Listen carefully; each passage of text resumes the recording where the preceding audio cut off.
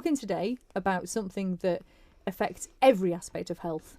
Absolutely. So stress, the number one problem that people come in to see me for, although not many people sit down and say, Steph, I'm stressed, can you help me out? So that's the sort of first question, really. How do you define stress? Okay, well, that's a really good question. So stress is managed by part of your nervous system called the autonomic nervous system. And the autonomic nervous system has two parts, and I explain it as fight or flight and rest and digest, or sympathetic, parasympathetic. And what it's important to understand is that if one side goes up, the other side goes down. So one side is responsible for that.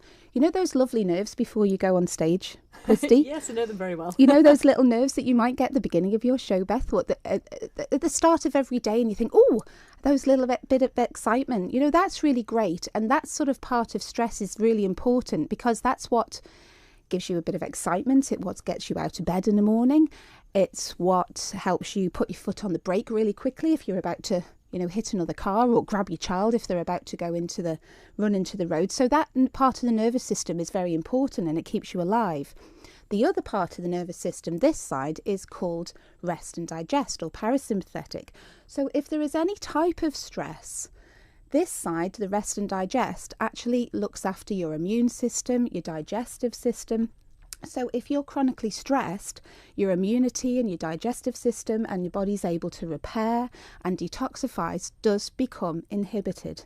And this is the main problem, and why you did say, Christy, that stress affects so many aspects of health. People must go to the Manx Radio Facebook page after this video to see your physical demonstration there. Arms are in the air. Think aeroplane that's flying along. Think seesaw. Oh, yes. Think seesaw, absolutely. So if there is, a chronic stress, then the rest and digest side is chronically inhibited. Do you know what's great? Yesterday we were in the studio doing front crawl. Today we're doing that. Seesaw. Absolutely brilliant. So what are some of the sort of main symptoms that people display when they come to you then? Oh, it can be absolutely everything. So sleep disturbances, we talked about that last month. Digestive disturbances, so people come in, for example, with irritable bowel syndrome or any bowel problems. So as we've just done with our seesaws, let's just go back to fight or flight.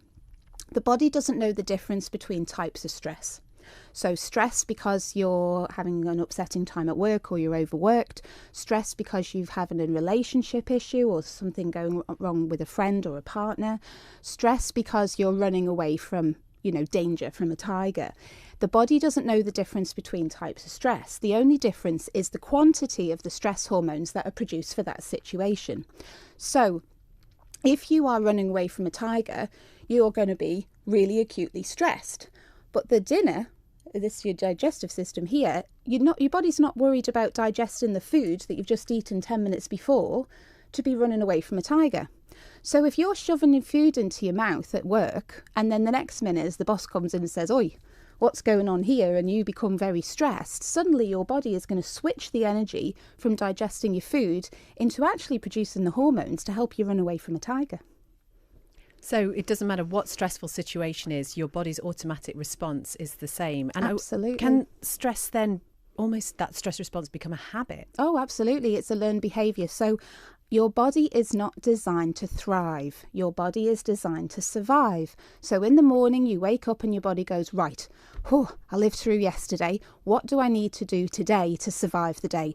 This is how many hormones I produce. This is what I did, and that's how I survived the day. Your body doesn't wake up in the morning and think, right, Beth, this is going to be the best day of your life. I'm going to produce the hormones that you need to be the happiest and healthiest person possible. It's going to say, how did I survive yesterday? So if your chronic stress response, if you're like here, let's go to the other, so you're chronically stressed, your body is going to continue to keep producing these hormones, absolutely. So what can we do about it? Oh, that's a very good question. So there's so many things that you can do about it. So let's talk about this side, which is the fight or flight side. So everything that we do, so whether it be natural medicine, whether it be medicine from the doctor that some people choose to take, all of that, that's a multi-trillion-dollar industry, is suppressing the fight or flight response. And by pushing this side down, then the parasympathetic or the rest and digest side comes up. There is only one thing that you can do to stimulate the rest and digest side of the nervous system, and that's deep abdominal breathing.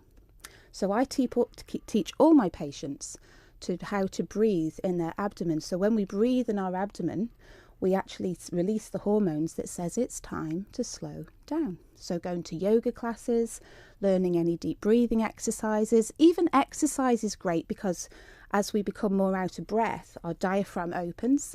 Singing is a great way as well, as you do. You know, you need to open up your diaphragm and really sing. So whether you're singing your happy song, whether you're singing in a band, or whether you want to sing some mantras or just making noise, you know, actually opening and breathing as much air as you can, that's very beneficial too. There's so much you can do, and obviously one thing we're going to talk about in future weeks as well is the sort of idea of rainbow diet, because food can make an impact as well, I'm guessing. Absolutely. I mean, nutrition. So some of the things that naturopaths do, apart from, you know, coaching, having exercise every day, having good sleep, having good time management, learning to say no, very, very important, and having healthy boundaries, not relying on alcohol. A lot of people use alcohol as I feel like you're judging me. No, there's no judgment here. Getting in nature every day, there's many studies that have showed that actually just being in nature for a good proportion of the day has a very calming effect on the nervous system. You might have heard of some magnesium. There's some minerals that are very good for the nervous system, magnesium, potassium. A good way to get that is to eat a good handful of nuts and seeds in your diet every day, and plenty of fruit and vegetables. Chamomile tea, you might know, chamomile is a lovely sedative herb for the nervous system. It's also good for the tummy, so having a good cup of chamomile tea every day. There's some other herbal medicines that we use to manage stress. Passion flower is one of my personal favourites. Skullcap, and one of the most popular herbs in the whole world is called ashwagandha. Ooh, I have never heard of that. It might be the most popular, but I haven't heard of it. Ashwagandha, it's a wonderful herb. One of the things that we have in herbal medicine is an action called adaptogenic. And adaptogenic is my favourite thing in my profession. And under a microscope, it actually helps the cell cope with any stress, whatever the cause of that stress, whether it be environmental or whether it be emotional. Whatever the cause of the stress, these herbs actually help that cell cope with the stress.